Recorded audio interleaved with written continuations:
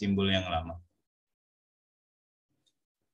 Oke, jadi EBP ya, EBP ini evidence based medicine atau evidence based practice, kalau di kedokteran evidence based medicine ya. Nah, itu apa namanya, di leadership di apa namanya ya, pendahulunya atau dipelopori oleh Sachet dan kawan-kawan ya. Beliau adalah epidemiologi klinik ya. Ini mendefinisikan bahwa pembuatan keputusan atau diagnosa tentang kasus pasien ini saat ini harus menggunakan bukti-bukti terbaik secara cermat, eksplisit, dan bijaksana. Ya. Sebenarnya evidence based ini dipakai dalam beberapa hal ya, kecuali di kedokteran, di praktek keperawatan, di fisioterapi, juga di kebijakan ya. Kalau kalian nanti sebagai nggak apa namanya menggeluti di bidang fisioterapi tapi berkecimpung dalam politik atau sebagai pimpinan ya, harus dalam menggunakan kebijakan juga bisa menggunakan evidence base ya, dari penelitian gimana sih menyusun kebijakan berdasarkan evidence base ya. Itu penting digunakan ya. Kemudian setelah Sachet ya dan kawan-kawan itu diteruskan oleh Archie Cochran ya, dengan membuat suatu evidence database ya berupa the Cochrane Collaboration ya. Nah, Cochrane Collaboration itu memacu adanya timbulnya Health Technology Assessment atau disingkat HTA ya. Meneliti beberapa penelitian dari berbagai negara ya, khususnya dalam penelitian random clinical trial ya, di kesehatan, dan menyebar ke seluruh berbagai negara ya, sehingga sampai ke Indonesia. Makanya penelitian tentang kesehatan tuh sekarang ini lagi digalakkan ya, khususnya saat-saat COVID kemarin ya, terkait dengan vaksin ya. Nah, ini unsur penting pendekatan EBP ya. Unsurnya itu EBM atau EBP ya. Jadi pengetahuan klinis ini mengalami ketidakpastian. Jadi dalam praktek klinis itu mengalami ketidakpastian. Jadi ada yang menyatakan treatment ini baik, ada treatment itu yang baik juga gitu ya. Nah, itu sehingga informasi penelitian itu penting dilakukan untuk mengurangi tadi ya ketidakpastian. Sebenarnya intervensi yang mana sih yang paling baik ditinjau dari proses penelitiannya ya. Ya. Jadi seperti kasusnya Dokter Terawan kemarin, dari pihak ini kan dia anggapnya penelitian cacat ya secara penelitiannya, tapi menurut pihak lain itu bagus ya. Makanya perlu dilakukan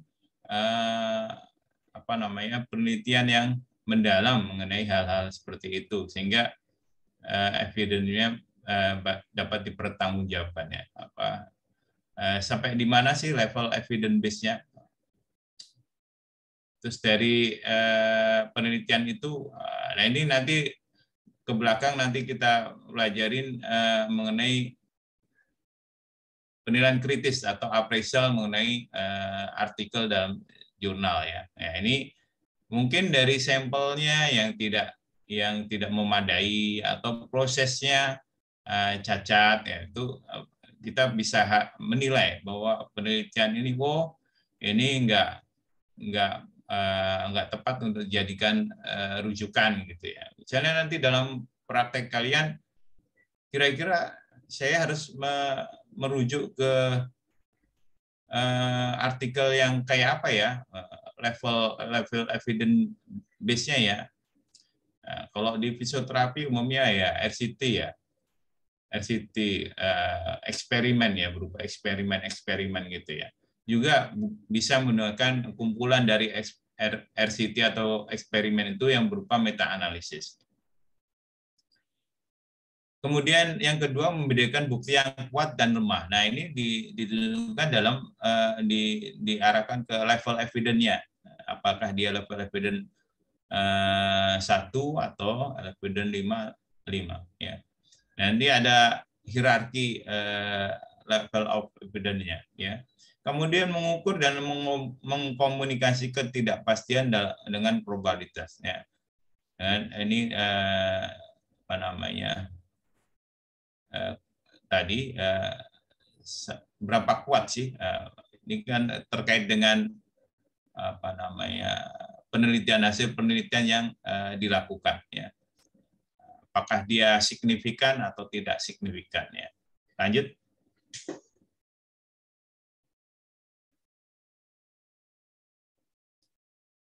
Lanjut silakan ya. Nah, ini menurut Magda ya, tahun 2011 ya, IBP adalah sebuah proses yang akan membantu tenaga kesehatan agar mampu up to date atau cara agar memperoleh informasi terbaru yang dapat menjadi bahan untuk membuat keputusan klinis ya yang efektif dan efisien sehingga dapat memberikan perawatan terbaik pada pasien yang sedang sedang ditangani ya. Ini salah ketik nih. Jadi nanti kalau seandainya kalian praktek ya, menemui suatu kasus ya, udah kalian treatment dengan intervensi yang sesuai menurut kalian sebelumnya, ini sebelumnya tepat nih dilakukan intervensi latihan dengan menggunakan SBD ya. Udah 6 kali di terapi kok belum ada perbaikan. Nah, itu kalian perlu evaluasi lagi. Kira-kira treatmentnya yang efektif ya seperti apa gitu. Apakah ditambah dengan TEN atau gimana TEN atau yang lain ya. Itu harus disasarkan dengan evidence base kan. Kalian menambahkan suatu modalitas atau terapi sebaiknya harus didasarkan oleh evidence base ya. Kemudian menurut Botvik ya 2013, EBP adalah strategi untuk memperoleh pengetahuan dan skill untuk bisa meningkatkan tingkah laku yang positif sehingga bisa menetapkan EBP dalam praktek ya. Ini merupakan perpaduan antara pengetahuan dan kemampuan ya, dalam meningkatkan tingkah laku yang positif. Jadi lanjut. Nah, ini tujuan IBP atau IBM ya. Ini tujuannya untuk mengimplementasikan IBP adalah untuk meningkatkan kualitas pelayanan fisioterapi dan memberikan hasil yang terbaik dari asuhan pelayanan fisioterapi yang diberikan sehingga tingkat kesembuhan pasien bisa lebih cepat dan biaya yang ditekan. Ya, jadi begitu. Kalau kalian menerapi pasien ya, menggunakan mungkin awalnya evidence base kalian udah cari dengan intervensi yang A misalnya, kemudian dievaluasi, jangan diteruskan terus, evaluasi lanjut lagi dengan treatment yang sama. Nah, itu perlu dievaluasi apa treatment kita, intervensi kita itu perlu ada perubahan. Itu nanti perlu dilakukan ditinjau evidence base-nya. Kira-kira intervensi apa yang bisa diberikan selain intervensi sebelumnya. Gitu. Kemudian menemukan bukti-bukti terbaik sebagai jawaban dari pertanyaan-pertanyaan klinis yang muncul dan kemudian mengaplikasikan bukti tersebut ke dalam praktek guna meningkatkan kualitas pelayanan fisioterapi. Ya. Oke, lanjut. Nah, ini contoh kasus pertanyaan yang muncul ketika memilih atau membandingkan treatment terbaik ya. Misalnya post operasi bedah ya. Akan muncul pertanyaan apakah teknik pernafasan relaksasi yaitu lebih baik untuk menurunkan kecemasan dibanding kognitif behavior terapi, ya. Ini pertanyaan. Kemudian pertanyaan lainnya, apakah teknik relaksasi lebih efektif jika dibanding dengan teknik distraksi, ya? Distraksi itu mengalihkan nyeri, ya, mengalihkan nyeri ke hal lain yang menyenangkan, ya. Diajak ketawa, diajak berbicara, sehingga nyerinya itu teralihkan, ya. Oke, lanjut.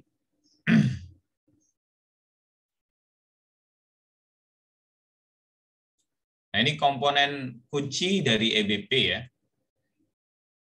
Didasarkan oleh bukti eksternal berupa penelitian, ya.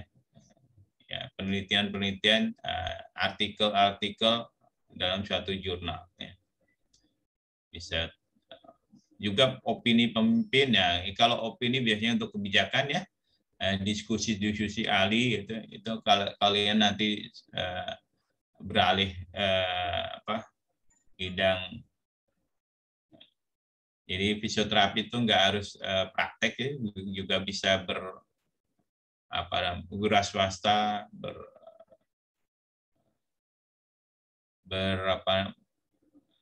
menjadi pejabat bisa juga, ya. Itu nggak dilarang, ya. Silahkan aja. Tapi keilmuan harus dibawa terus, ya. Apakah dalam membuat kebijakan atau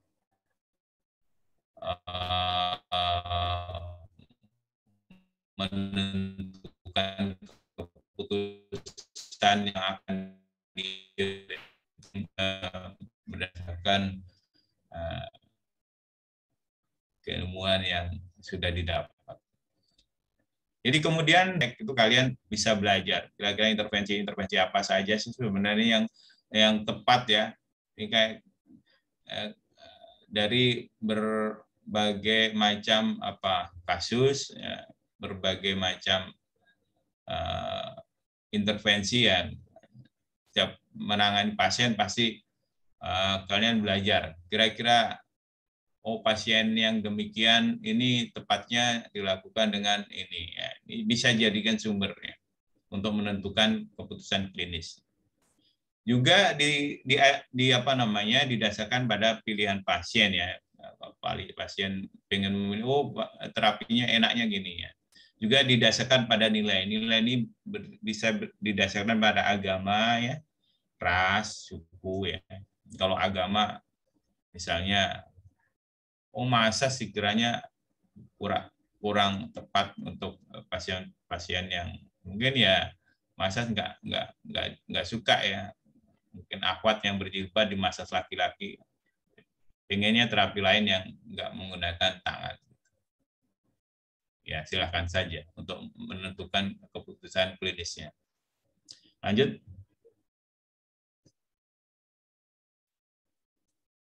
Model-model EBP, ya, atau EBM, ya. Beberapa model telah dikembangkan dari pencetusnya Sackett, ya. Model EOA, ya, model didasarkan dengan trigger, ya, pencetus, ya. Pencetusnya apa, baru dilakukan penelitian. Kemudian Sattler model berorientasi pada perilaku nakesnya, tenaga kesehatannya. Kemudian riset berdasarkan penelitian untuk Star model, ya. John Hopkins itu berdasarkan pada penelitian, praktek klinik, dan pendidikan, ya. Ini biasanya di pendidikan, ya, praktek fisioterapi, perawat, bidan, ya. Terus Boom and Arabis model, ya, serta evidence based practice model for staff nurse. Ya, lanjut. Ya, ini jenis model-modelnya, bagan modelnya, ya. Ya, ini model IOA, ya, dari mulai pemilihan topiknya, kemudian membentuk timnya, kemudian mencari retrieval, mencari evidence base-nya, ya.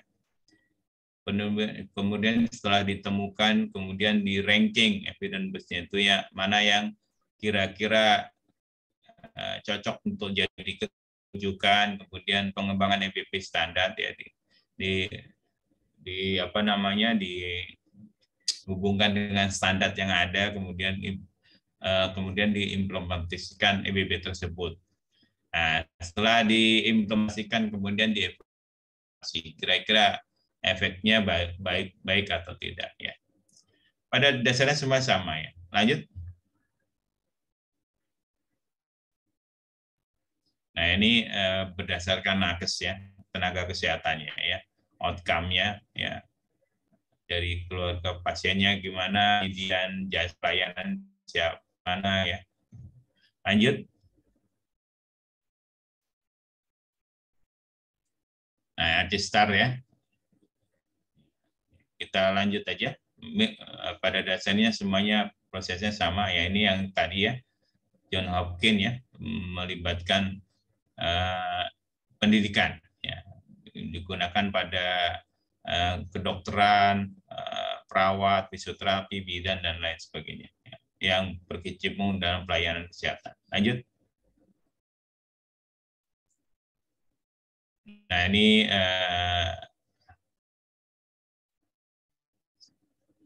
sama saja ya, lanjut aja ya.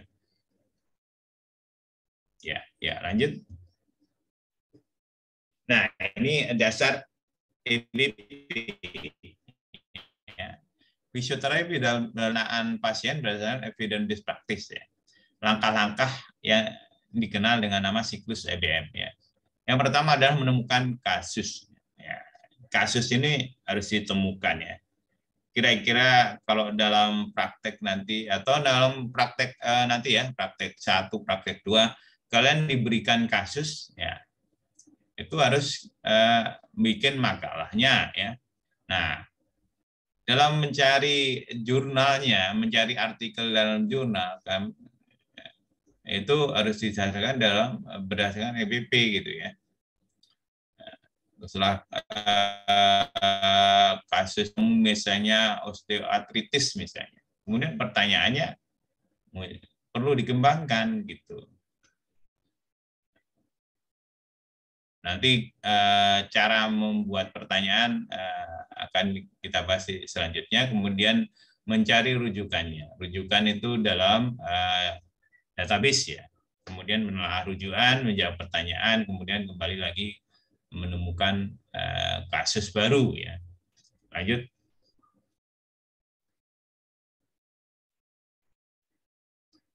Nah, ini langkah-langkah dalam proses EBP ya. Yang pertama itu menumbuhkan semangat menyelidik. Kalau tadi dalam praktek nanti diberi kasus, tapi ini dalam praktek nyata ya. Setelah kamu lulus nanti bekerja, nah ini harus menimbulkan semangat untuk penyelidikan, inquiry ya. Jangan berpatokan pada untuk LBP ini biasanya menggunakan SWD atau TEN gitu ya, dengan latihan ini, latihan seperti biasa gitu ya. Jangan ya. Terus ditumbuhkan semangat untuk mencari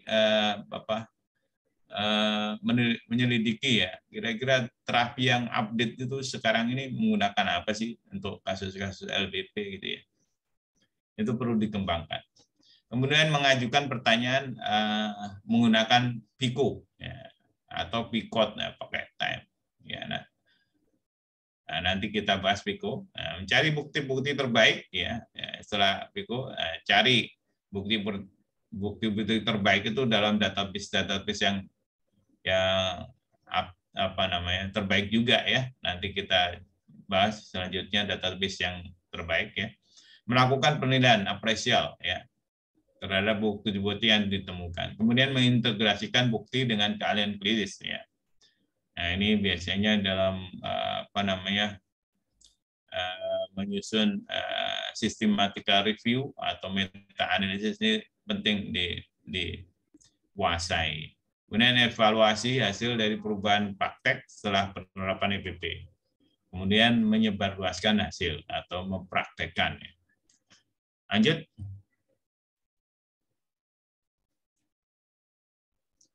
Nah, PIKOT tadi, P-nya itu apa? Pasien, populasi, atau masalah, baik umur itu umur, baik baik itu umur, gender, ras, ataupun penyakit. Ya. Penyakit bisa, misalnya osteoartritis, misalnya luka apa namanya. Pakai bahasa Inggris ya nanti kalau mencari di database ya, jangan bahasa Indonesia. Low back pain, osteoartritis, ya apa. Kemudian selanjutnya I itu intervensinya ya. Intervensinya apa? Nah, misalnya ya treatment yang digunakan di klinis itu apa ya.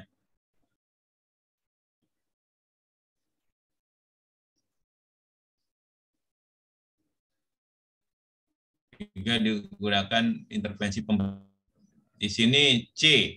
C-nya berupa comparison risiko. Risikonya bisa menggunakan placebo ataupun non intervensi. Kemudian O-nya itu outcome, adalah hasil yang ingin dicari, dapat berupa kualitas hidup, pasien safety, menurunkan biaya, atau meningkatkan kepuasan. Ya. Ya, biasanya sih kalau pasien-pasien muskulu, integumen itu menggunakan quality of life. Ya. Time frame-nya, waktunya, time frame-nya mulai tahun berapa yang ingin dicari dalam jurnal tersebut, misalnya 10 tahun terakhir misalnya. Itu penting biasanya kalau untuk datanya itu 10 tahun terakhir, nggak boleh lebih dari itu ya, sudah nggak up to date gitu. Lanjut.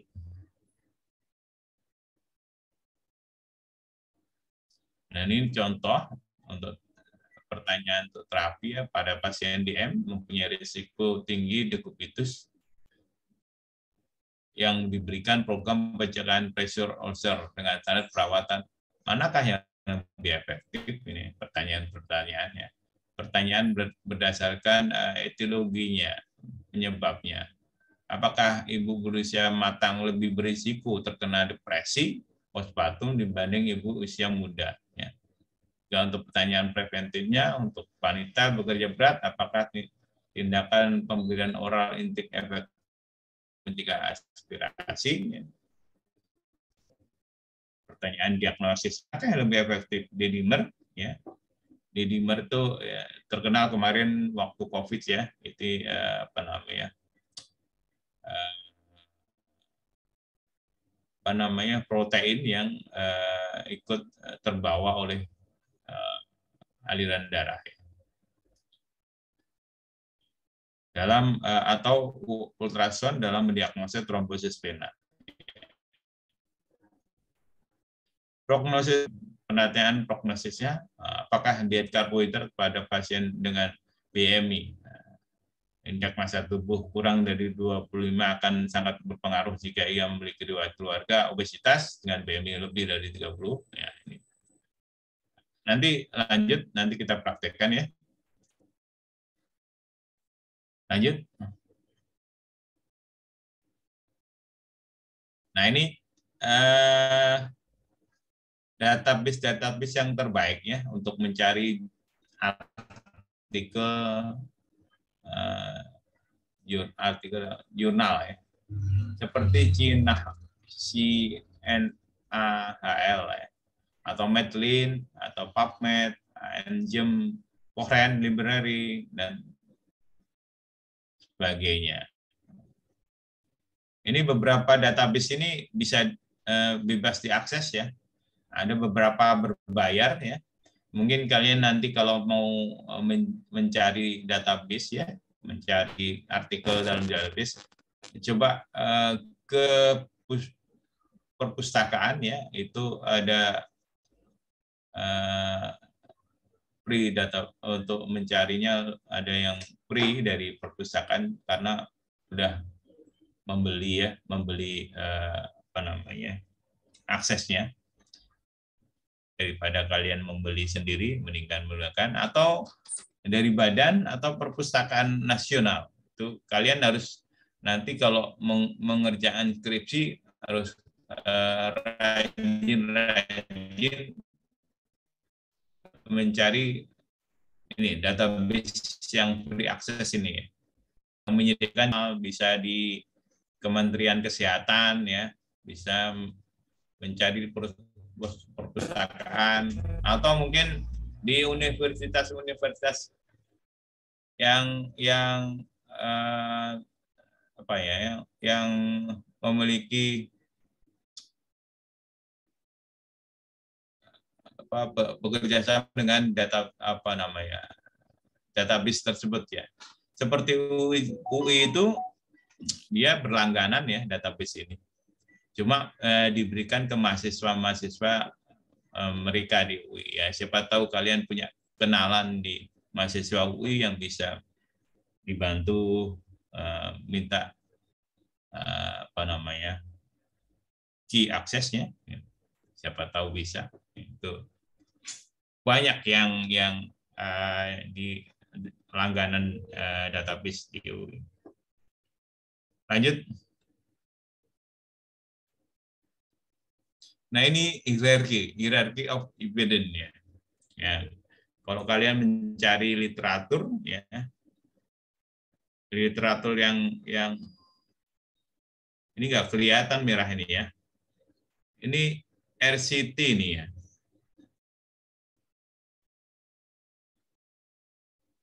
Jadi ini adalah hierarchy of evidence ya. Dari yang paling kuat penelitiannya sampai dengan yang lemah ya. Yang paling kuat ini adalah yang paling pucuk sendiri ya, systematic review dan meta analisis. Ya. Kemudian selanjutnya ada RCT. Nah, ini sering untuk penelitian fisioterapi biasanya kalau nggak RCT, meta analisis atau systematic review ya. Ini jarang-jarang yang menggunakan case report ya. Sebenarnya untuk prakteknya biasanya menggunakan case series. Praktek fisioterapi dokter biasanya menggunakan case series. Atau bisa juga model cross-sectional.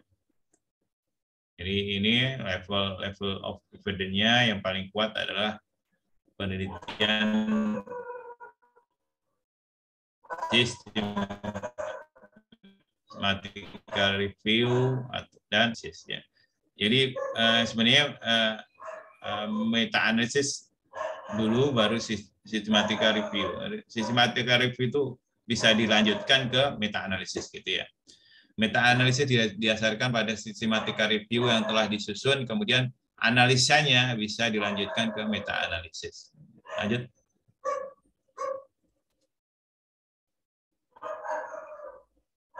Bisa lanjut.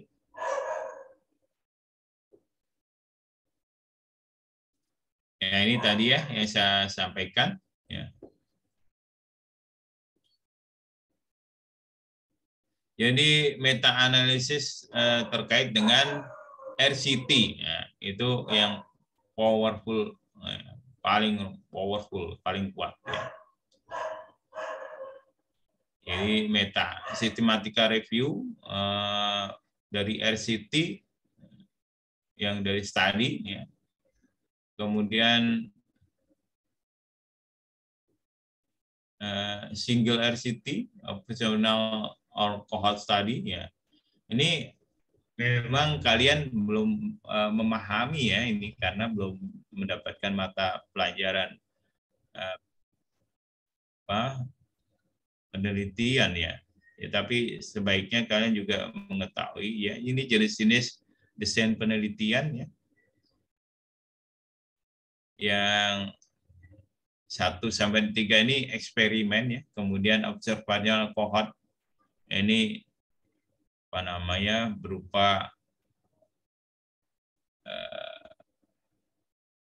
bisa berupa cross-seksional ya, apa namanya, survei ya, model-model seperti itu. Ini basic risetnya bisa hewan, fisiologi, dan praktek klinik ya. Lanjut.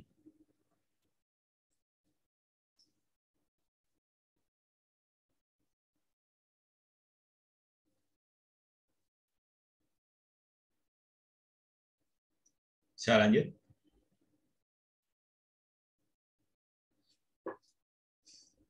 Nah, tadi evidence yang paling kuat sama dengan yang paling lemah. Yang sekarang adalah penilaiannya. Ya. Penilaian 1A itu untuk evidence dilihat dari meta-analisis berupa RCT. Ya. Ya, tadi yang di atas sudah disebutin ya. Yang 1B ini evidence-nya plus 1 RCT.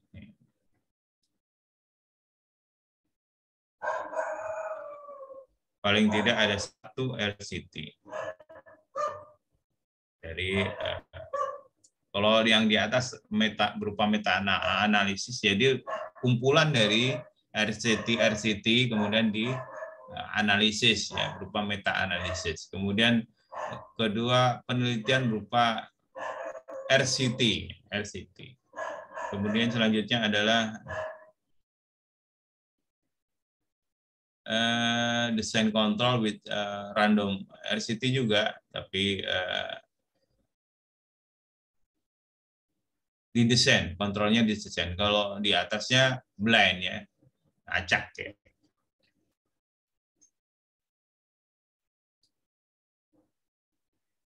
Kemudian evidence obtained from ini quasi eksperimen ya.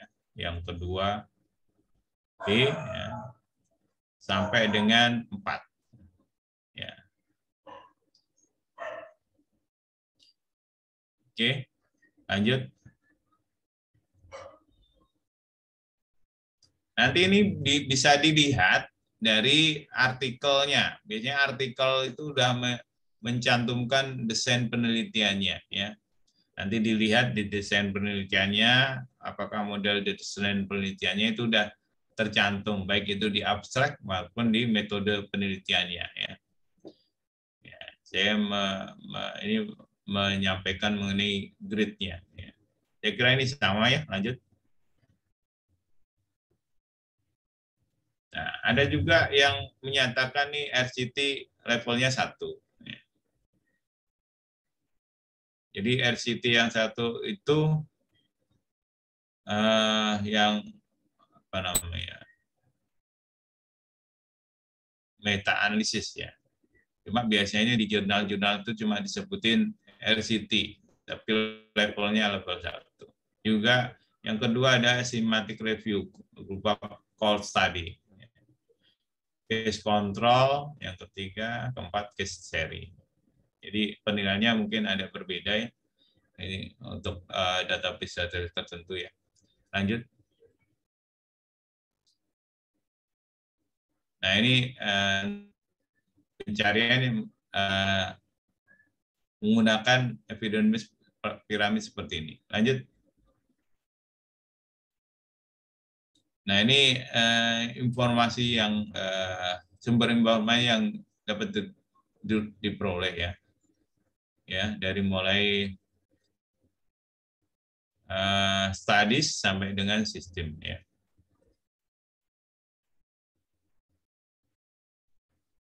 Sinopsis ya, bisa dilihat dari abstraknya ya. Bisa mensintesa dari sistematika review-nya, dari sistematika apa namanya artikel itu kita sintesa, beberapa artikel itu kita sintesa berupa sistematika review. Ya. Kalau studies ini berupa original journal artikel. Ya. Satu artikel yang berupa dari praktek langsung di lapangan. Saya kira lanjut. Nah, ini proses EBM ya. Pasiennya, apakah pasiennya start with the patient, leading a problem, question, muncul of the care of the patient. Ya. Apakah pasien itu geriatri, elderly, atau child, anak-anak, ya, apakah penyakitnya yang dideritanya, apakah osteoartritis atau low back pain atau yang lain. Kemudian munculkan pertanyaan tentang masalah tersebut, tentang kasus tersebut. Kemudian pilih sumbernya yang tepat ya, untuk menentukan, mencari pertanyaan yang telah disusun. Kemudian dilakukan penilaian terhadap artikel atau jurnal tersebut, kemudian kembali ke pasiennya. Kita terapkan apa yang kita cari itu terhadap pasien. Kemudian selalu dievaluasi setelah melakukan treatment. Lanjut.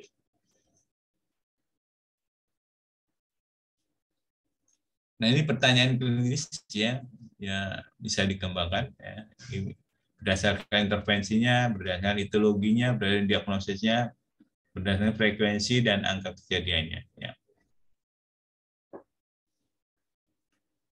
Nah, ini template-nya, template yang untuk mencari PICO tadi ya, terapi, diagnosis, ya. Kemudian etiologi, prognosisnya. Ya. Nah, nanti kita lihat dalam contoh kasus. Ya. Lanjut.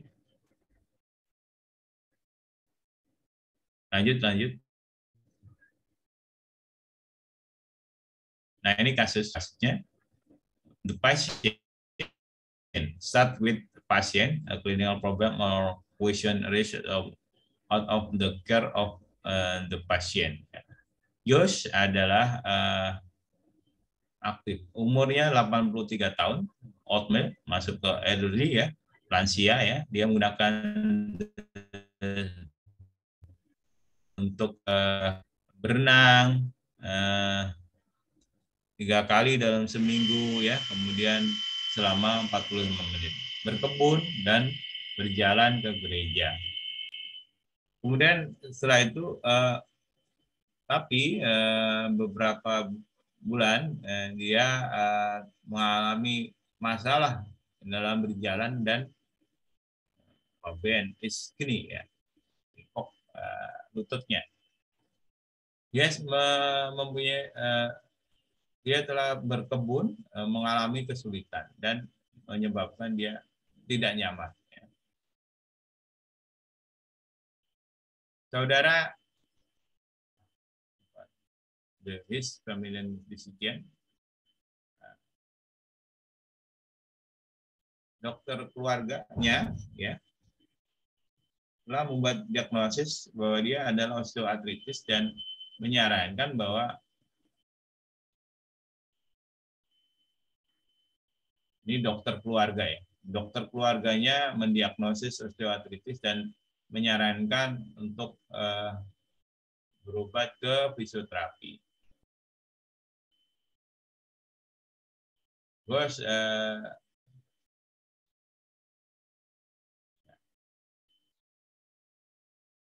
has had physical therapy before the hashtag and very skeptical. Ya.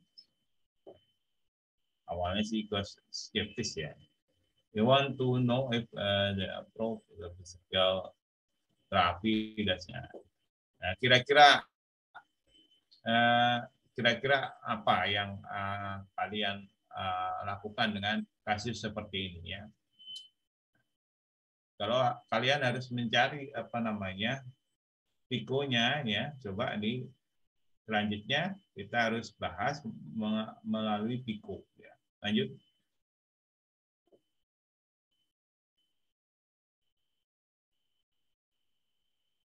Nah, ini pertanyaan. Skenario yang disebut, dapatkah physical therapy membantu Mr. Ghost tadi, ya, usianya elderly 83 tahun, ya.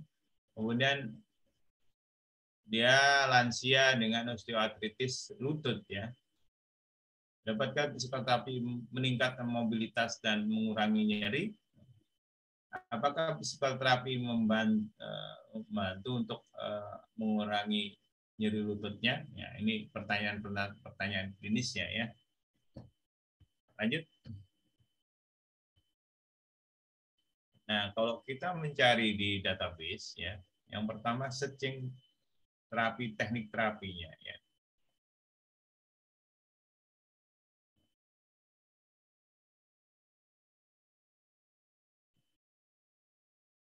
Kita dapatkan hasil 9282. Kemudian osteoartritis lutut, ya. Nah, kalau digabungkan physical terapi, teknik dengan osteoartritis, kita gabungkan dengan N, ya. Ya. Teknis and osteoartritis knee, ya. Kemudian juga dihubungkan dengan usia juga, ya.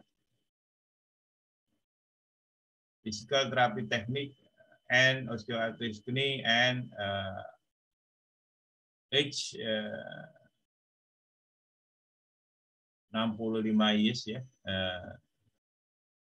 lansia, ya, atau elderly gitu, ya, and RCT, ya, bisa lebih di hasilnya lebih sedikit, ya. Nanti dicari. Lanjut. Nah, ini prakteknya tadi, ya. Ini saya salah prop, ya. Yang tadi bisa diterapkan, apa namanya? Coba lanjut selanjutnya, ya. Nah, fisioterapi dalam hal muskuloskeletal and osteoartritis ini and nanti bisa ditambahkan and elderly and RCT gitu, ya, untuk lebih memfokuskan dalam penelitiannya, ya. And quality of life, ya. Dan sesuaikan dengan alur yang tadi pikonya. And time frame-nya kapan? Nah, itu bisa. Atau penggunaan N itu bisa diganti dengan OR, ya. Kalau nggak ketemu yang bagus, bisa menggunakan OR. Ya. Lanjut. Nah, ini setelah dapat artikelnya, pilih artikel yang relevan, ya. Pilih relevan itu yang terkait dengan kasusnya, ya. Kemudian pilih kualitas artikelnya menggunakan Pedro scale atau juga apa namanya menggunakan hierarkinya tadi, ya. Hierarki level of evidence-nya, atau juga ini juga Pedro scale itu juga mengeluarkan apa namanya Pedro scale untuk memilih kualitas artikel, ya. Ya, setelah itu dari beberapa artikel itu kita pilih yang terbaik, kemudian kita analisis, ya, analisis penelitian kritisnya, ya, atau jurnal apresialnya, ya. Lanjut. Nah, ini Pedro scale-nya, ya. Ya, agak apa namanya? Agak detail, ya. Saya kira mungkin nanti kita mungkin bisa kita lihat selanjutnya, selain dari practice Pedro scale ini, dengan tinjauan yang lain. Lanjut. Nah, ini setelah dicari dengan Pedro scale ini, hasilnya ini aja, tadi contohnya aja. Lanjut. Sebelumnya, baik sebelumnya, ya, ya. Nanti kalau kalian mencari jurnal, bisa bikin tabel seperti ini, ya. Ya. dari mananya, terus berapa jumlahnya ya. Lanjut. Kesimpulan ya. Ini masih hierarki tadi. Lanjut. Nah, ini jurnal-jurnal yang bisa diakses, yang free ya. Ya, lanjut.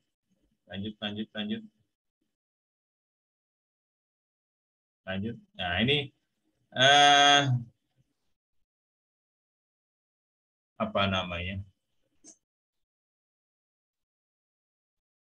Apresial jurnal ya. Apresial jurnal. Dalam menelaah bukti-bukti atau jurnal itu sumber rujukannya tadi ya udah disampaikan dapat ahli ya. Yang penting ada artikel itu menjadi sumber yang paling baik ya. Lanjut. Artikel jurnal. Ini komponen yang perlu dalam menelaah suatu artikel ini berupa validitasnya ya. Kemudian importansinya atau reliability. Pentingnya apa sih? Valid nggak ini penelitian ini dikaitkan dengan metodologinya, apa namanya, cara proses pemilihan sampelnya itu valid nggak?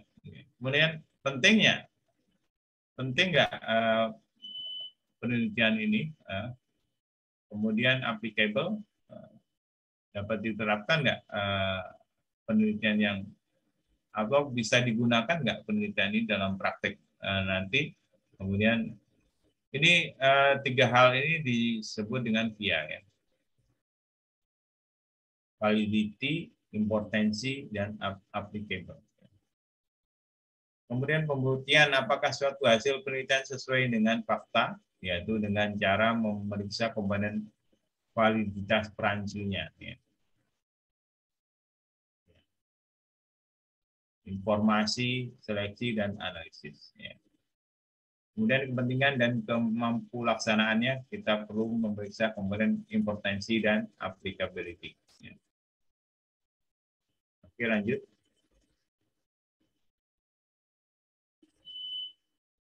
Nanti dalam praktek nggak sedetail ini ya, tapi kalian harus paham mengenai apresial ini, memang agak detail ya. Namun dalam praktek biasanya yang diperlukan metodologinya. Sejauh mana jurnal artikel yang kita cari di jurnal itu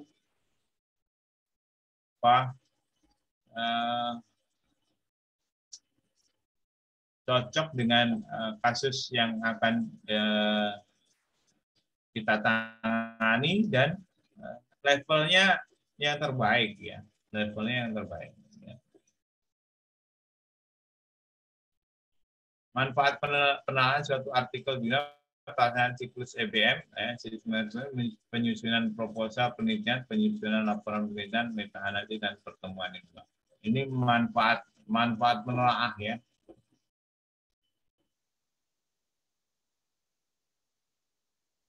Bisa manfaatkan dalam menyusun sistematika review, menyusun proposal penelitian. Nah, nanti kalau kalian menyusun proposal penelitian, nah IBM ini penting dilakukan sehingga data-datanya itu bisa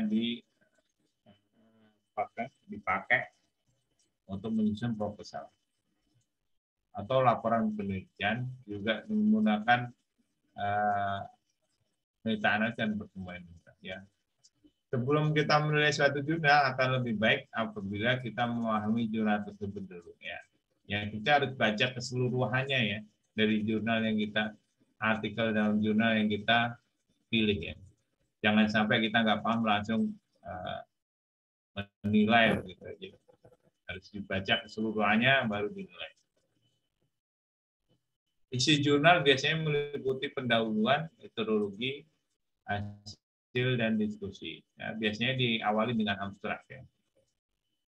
Brown and Grove ya, 2008,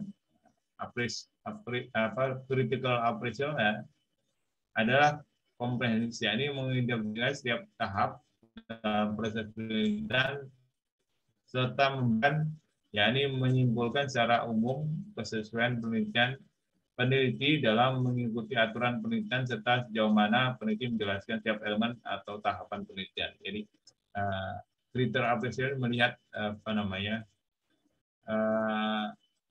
penelitian itu sudah sesuai dengan tahapan-tahapan penelitian atau belum. Ya.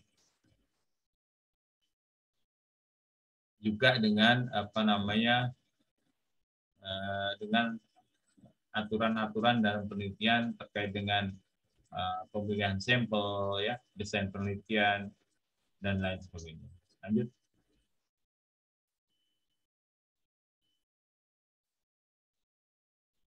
Ini contoh aja, ya,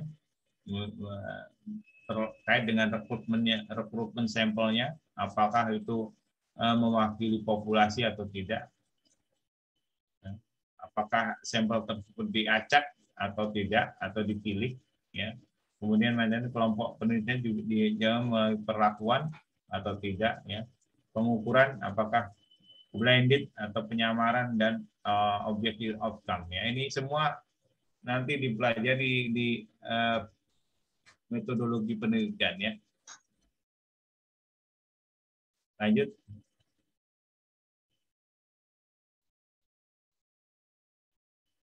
Nah, lanjut aja. Ini. Biasanya yang untuk apa namanya, ya, yang perlu dilihat dalam satu artikel itu abstraknya, ya. Kita harus baca abstraknya. Jadi abstrak itu isinya itu apa namanya, pendahuluan, kemudian tujuannya, metodologi penelitiannya, nah kemudian intervensi dan kesimpulan. Ya, yang perlu dilihat, ya, desain penelitiannya apa, karena untuk menentukan level of evidence-nya, nah, kemudian sampelnya atau sudah sesuai dengan desain penelitian yang lakukan, ya, pemilihannya gimana, terus intervensinya apa aja, ya, penting buat nanti di praktek. Misalnya kalau desain penelitian sampel udah ini udah sesuai dengan aturan main penelitian gitu, ya, berarti intervensi yang intervensi yang dilakukan itu udah bisa kita ambil untuk sebagai rujukan. Juga biasanya di abstrak itu mencantumkan kata-kata kunci. Lanjut.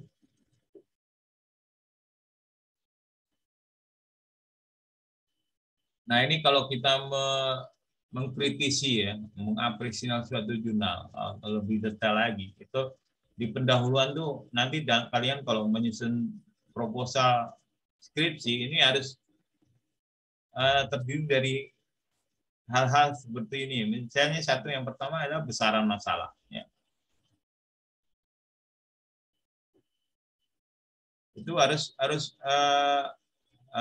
benar-benar yang diteliti itu memiliki berdampak besar, ya. Masalah itu dampaknya besar gitu.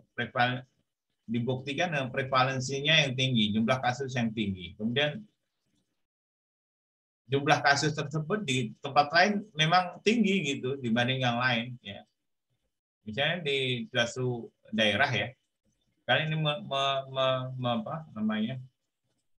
meneliti gangguan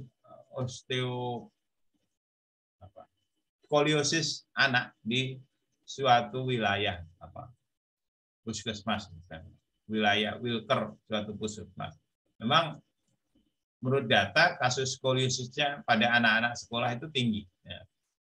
Data di puskesmas, ya. Kalian udah ketemu jumlah kasusnya memang banyak, ya, data di puskesmas. Kemudian kalian harus bandingkan itu dengan puskesmas yang lain, ya. Oh, benar ini data memang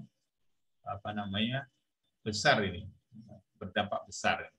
Kemudian prevalensinya dibanding di tempat lain, ya. Prevalensi dibandingkan sebelumnya, sebelum kasus itu, jadi sebelum tahun berapa ke sekarang itu jumlahnya meningkat, gitu. Kemudian prevalensi dibanding dengan tempat lain. Juga tinggi, prevalensi dibandingkan dengan target program. Ya. Target program khusus Spanya bisa menangani skoliosis dalam waktu 5 tahun. Ternyata masih belum. Itu perlu diteliti. Sebenarnya apa sih problemnya? Kemudian dampak ke morbiditas, mortalitas, kualitas hidup, ekonomi, sosial, dan lain sebagainya. Ini besar masalah. Ya. Ini ya poin-poinnya harus, kalau menyusun proposal harus masuk. Ya. Lanjut.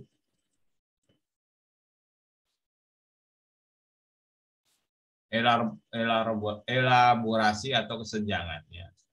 Substansial dan metodologi. Ya.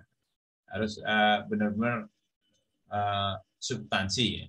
Substansi yang jelas dan metodologinya dengan benar dilakukan, dan desain penelitian dan jumlah sampel yang metodologi yang tepat.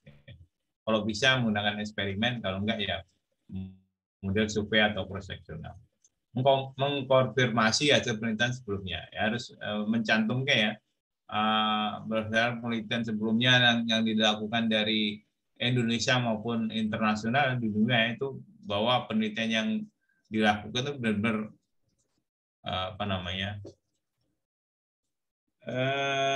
benar-benar bermanfaat gitu.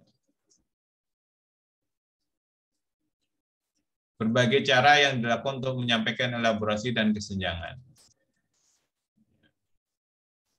Setelah dielaborasi, ternyata kesenjangan ini penting ditunjukkan ya, benar-benar dari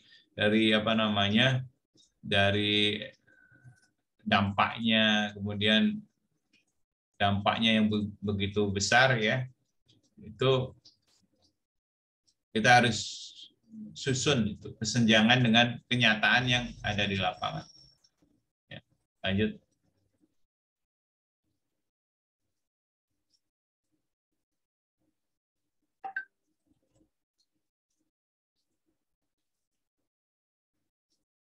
Ya, juga bisa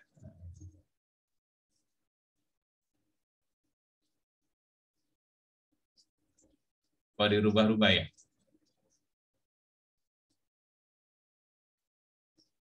Ya, maaf Pak, nge-lag sinyal. Ya. Ini senjangan secara metodologi terdapat pada berbagai macam komponen metodologi seperti desain penelitiannya, kemudian karakteristik subjek penelitiannya, misal sampel, cara pengambilan sampel, alokasi sampel, cara pengukuran, metode pengukuran, dan lain-lain. Nah, ini harus klop ya. Ya. Ini, jadi nanti ada namanya mata kuliah metode penelitian, dan kemudian ada biostatistik dan epidemiologi. Jadi satu hal mata kuliah yang diperlukan dalam menyusun proposal penelitian. Juga evidence base ini ya. Evidence base penting ya. Selain buat praktek, ini juga buat menyusun penelitian. Yang tadi saya sampaikan. Lanjut.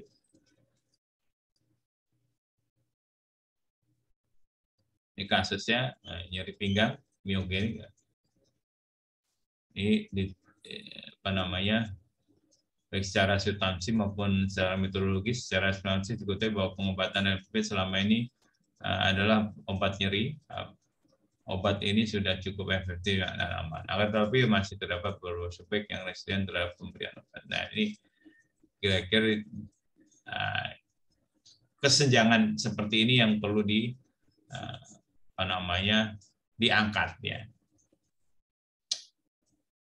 Ini namanya kesenjangan ya. Selain dampaknya yang tadi besar dari prevalensinya ya. Kemudian kalian harus jeli, harus banyak bertanya. Kira-kira udah ditangani dengan intervensi apa? Ternyata belum ada intervensi lain karena beberapa pasien ternyata nggak cocok dengan terapi yang diberikan. Nah, ini perlu harus jeli ya dalam melihat untuk dijadikan suatu penelitian atau untuk dijadiin praktek nanti kira-kira ternyata terapi ini ada beberapa orang yang nggak cocok kalau kita lakukan terapi dengan traksi misalnya ya bisa dilakukan dengan intervensi yang lain atau ternyata SBD nggak cocok buat untuk orang-orang sakit jenuh dengan diabetes misalnya. Nah, itu perlu dilakukan intervensi lain yang bisa diterapkan. Lanjut.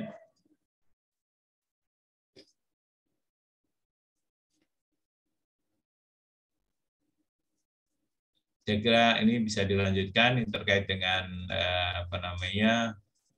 sampel ya. Lanjut. Jadi nah ini penting juga dianalisis, diapresial ya mengenai tujuan umumnya, tujuan khususnya. Ini tujuan umum itu disampaikan yang paling pentingnya ya. Kemudian tujuan khusus itu mengelaborasi dari tujuan utamanya ya. Jadi nanti kalian bisa lihat proposal atau penelitian yang ada di artikel itu atau minimal lihat proposal kakak kelas atau hasil penelitian kakak kelas ya. Di mana menyusun tujuan umum, bagaimana menyusun tujuan khusus. Namun untuk praktek ini saya kira nggak sedetail ini. Yang penting tadi ya kalian harus melihat metodologi penelitiannya, apakah udah kira-kira dapat dijadikan rujukan dengan level evidence-nya tadi ya, yang paling most powerful ya, paling tinggi, ya, itu perlu diambil. Ya. Kira-kira lanjut.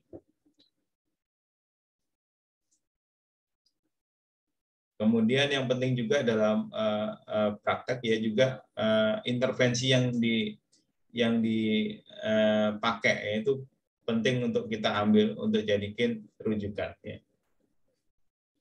Nah ini masih dalam proses metodologinya ya, populasi subjeknya ya, untuk inklusi eksklusinya ya, lanjut sesuai dengan desain penelitian. Lanjut aja. Ini nanti dipelajari di di metodologi penelitian. Lanjut.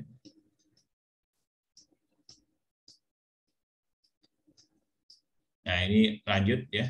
Nanti ini saya kira materi di metodologi penelitian nanti dipelajari aja ya. Nanti di semester berapa ya? 7 atau 6 mungkin bisa di cross check dengan. Kalau kalian udah membaca ini, saya kira nanti waktu metodologi penelitian, saya kira nggak awam lagi ya. Lanjut aja.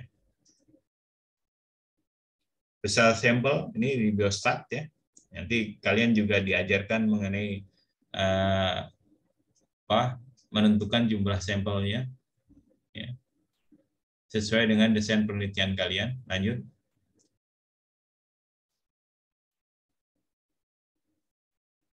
Pengukuran ini dikaitkan dengan variabel ya, dengan skala ukurnya ya. Ya nanti kalian pelajarin di biostat ya. Nanti ketemu saya di biostat. Lanjut. Saya kira lanjut aja ini karena ilmu yang perlu diketahui aja. Yang penting tadi ya dalam proses PICO-nya tadi kalian bisa menerapkan untuk mencari jurnal yang tepat ya. Lanjut. Dari mulai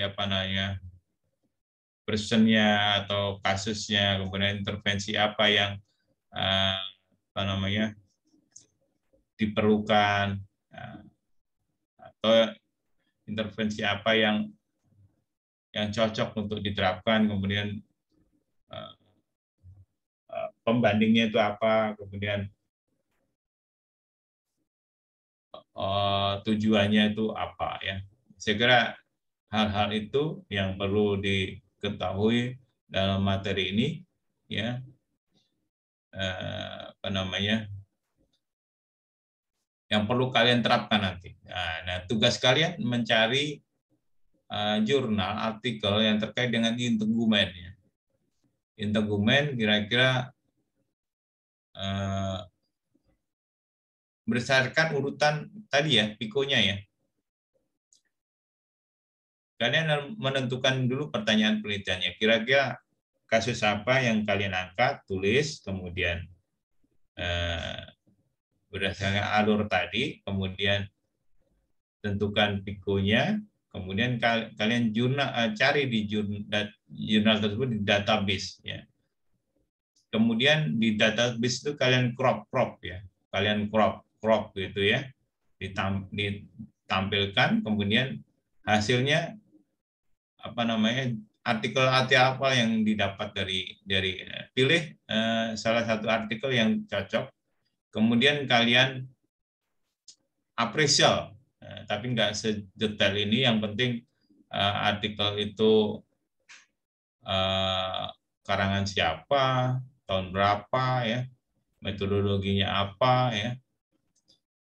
Yang penting juga apa namanya, intervensi yang digunakan itu apa aja, dengan dosis apa aja. Yang kemarin di ICF itu udah muncul tuh contoh intervensi berupa misalnya masa, dosisnya berapa ya, itu penting disampaikan.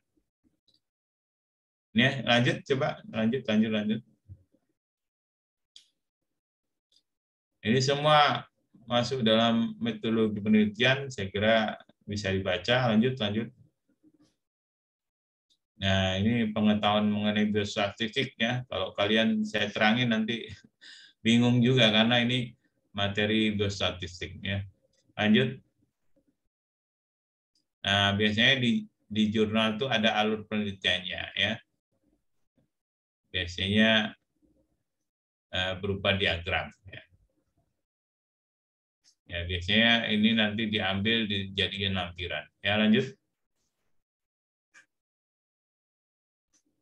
Nah, ini tadi saya harusnya naruh di awal ya, di evidence medicine ya, menurut Rosenberg. Lanjut. Nah, ini hasil appraisalnya. Lanjut saja. Lanjut.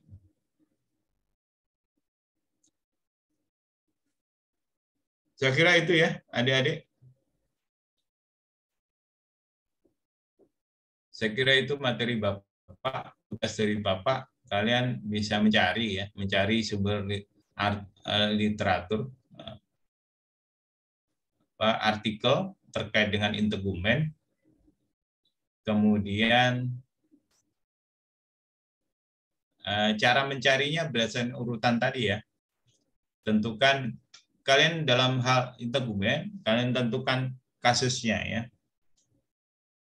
Tentukan kasusnya, apakah hal ulcus decubitus tadi, decubitus ulcer atau luka bakar atau yang lain ya. Tentukan kasusnya ya, per kelompok aja. Kemudian kamu cari literaturnya berdasarkan apa namanya, urutan pikonya tadi ya. Diterapkan dalam database. Proses mencarinya itu harus kalian crop ya, sehingga muncul artikel yang tepat ya. Seperti yang tadi Bapak sampaikan itu Bapak crop gitu ya. Yang tadi salah crop tadi yang harusnya osteoarthritis and apa namanya, osteoarthritis elderly 85 years ya, and apa namanya, intervensinya apa, misalnya masas atau SVD misalnya, kemudian N dan selanjutnya. Kalau N nggak bisa, gunakan OR ya. Saya kira itu urutannya ya, nanti coba dipraktekkan sehingga bisa ketemu kira-kira artikel apa, kemudian dilihat aja apa namanya, apresialnya jangan terlalu detail tadi ya, hanya sebatas apa namanya, artikel itu di uploadnya tanggal berapa ya, pengarangnya siapa, apa namanya, desain penelitiannya apa, sampelnya seperti apa, apakah udah cocok dengan desain penelitiannya, kemudian intervensinya ya, intervensinya menggunakan apa aja. Intervensi lebih khusus lagi ya, dengan dosis-dosis yang diberikan ya. Terus hasilnya itu seperti apa, kesimpulannya seperti apa ya. Gitu aja ya, saya kira itu untuk PR dalam mata kuliah evidence based for integumen ya. Saya kira itu. Ada pertanyaan?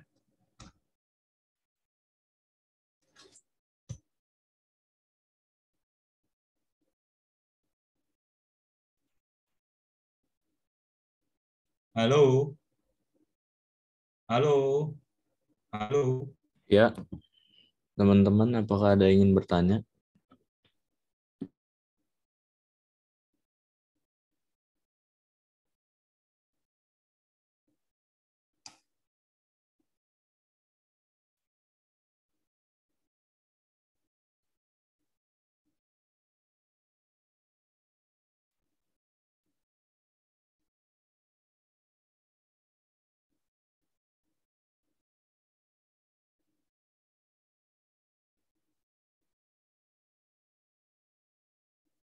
Ada pertanyaan?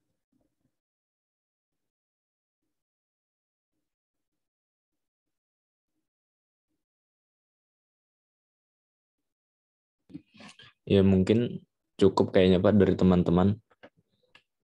Baik. Baik, kalau udah paham, saya kira saya tunggu tugasnya ya.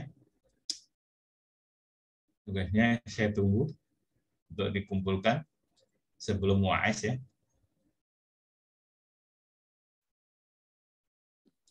Ya baik. Bapak keluarkan materi ini dalam UAS nanti ya. Beberapa pertanyaan muncul dari PowerPoint ini. Tolong dibaca ulang lagi biar kalian paham. Nanti tiap kelompok dibagi aja kasusnya, integumennya apa aja. Ya. Kelompoknya berapa sih?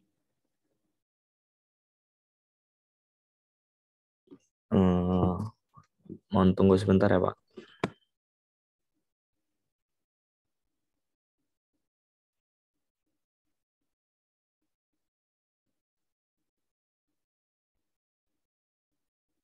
Untuk kelompoknya ini ada 6 Pak. Nah, oke. Hmm. Dari 6 itu kalian bisa cari satu kasus ya di integumen ya, banyak beberapa kasus yang bisa di fisioterapi kan ya.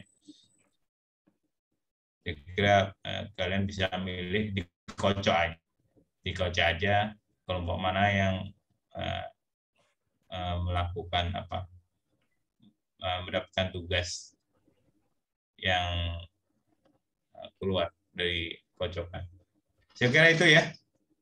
Sudah 1 jam, ya, saya bisa akhiri ya. Kalau nggak ada pertanyaan, baik. Saya akhiri ya, boleh ya? Saya akhiri. Ya, boleh Pak. Assalamualaikum warahmatullahi wabarakatuh. Selamat siang. Waalaikumsalam warahmatullahi Waalaikumsalam wabarakatuh. warahmatullahi wabarakatuh. Terima kasih Bapak. Sama-sama.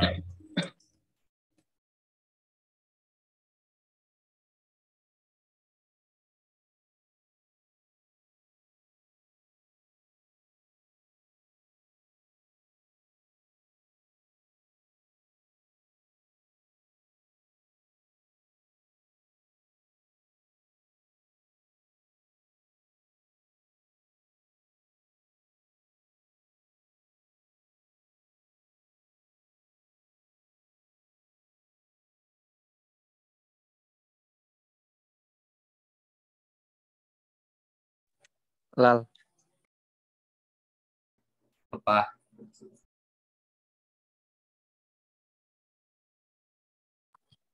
Kau jalan. Berapaan? Kagak tahu.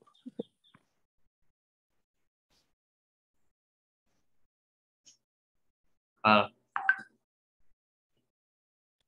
Woi.